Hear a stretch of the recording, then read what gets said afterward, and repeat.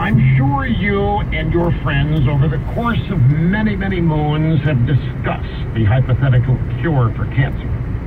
And people have had theories ranging from it'll never happen because what is cancer? Cancer is the out-of-control growth of cells. And what is that? Well, many people will tell you that's essentially life. And that's one thing we humans will never, ever, no matter how smart, no matter how long we live, we will never, ever understand it. To be able to create life out of nothing, if we can't do that, we're not going to be able to snuff it out. That's one theory.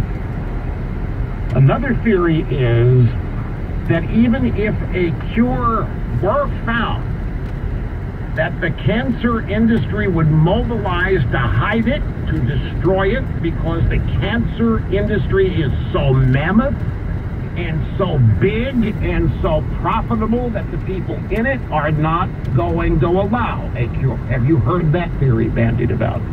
Oh yeah. And it's going to surface with this report. You know, there's an ancillary in this same story. This is the Jerusalem Post. Can't believe I'm fucking listening to Rush Limbaugh. To Obama and the Iran deal.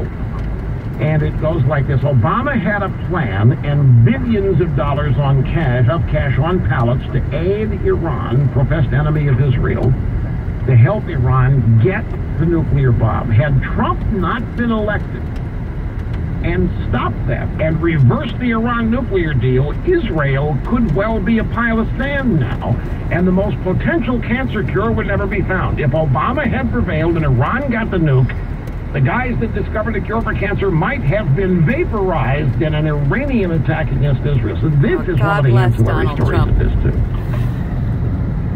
I don't know how seriously this story is going to be reported elsewhere in the drive-by media, but it'll be interesting to see if it is, because what'll happen is that the journalists will report the story, and then in the interests of balance and fairness, will speed off to the nearest cancer hospital and find the nearest cancer experts to weigh in on the findings of this report. And then what those experts say will be fascinating to follow. Now, you would think in a sane and otherwise normal world that if some people anywhere announced a cure for cancer, that there would be uncontrolled happiness, eagerness, a desire to get in on this research, to be part of it. Why, what greater thing for humanity could there be? You'll be amazed to see limited such reactions. We will have pessimism, we'll have skepticism, we will have allegations and charges that these guys are a bunch of frauds and charlatans and it's not possible. Then you'll have the media finding other experts that have delved into these guys in Israel's research, and they'll debunk it and so forth. And like any other news that has the potential of being really good and really great, by the time the media finishes with it, you will probably be conditioned just to ignore it and think not much of it because of the way it will be treated. I mean, these guys they're not even hedging their bets. They're well-known. They're well-known CEOs. Their company is well-known as Israel. They have various degrees of respect within the medical community, and they're not hedging anything. They've got the cure. It's cheaper than anything. It's a one-time treatment, and in weeks you are cured. They've found the answer.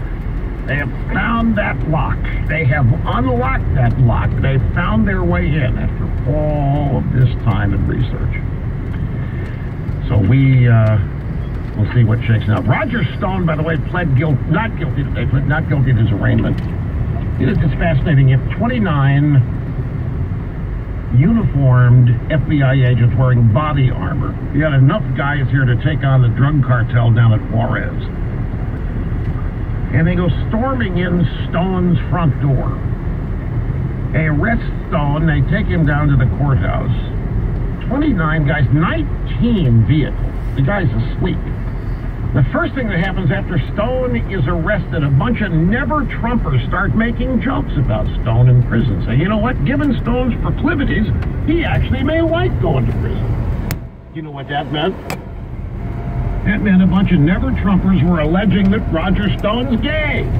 And he's going to enjoy being gang raped in prison. He might actually like me. Never-Trumpers, even people on our side, making such jokes about Roger Stone. Many people on our side think Roger Stone is a full-fledged A1 kook, by the way, in case you don't know. Many people on our side think this, though. I'm just telling you. So, after 19 vehicles, 29 military-type uniformed agents with body armor and enough ammo to take out a drug cartel first advance, they take the guy to court where he's released on his own on his signature, $250,000 bond. Wait a minute. Why did you need such firepower and manpower to arrest this guy if a judge is going to let him out in 10 minutes on his signature? Well, hello, Andrew Weissman.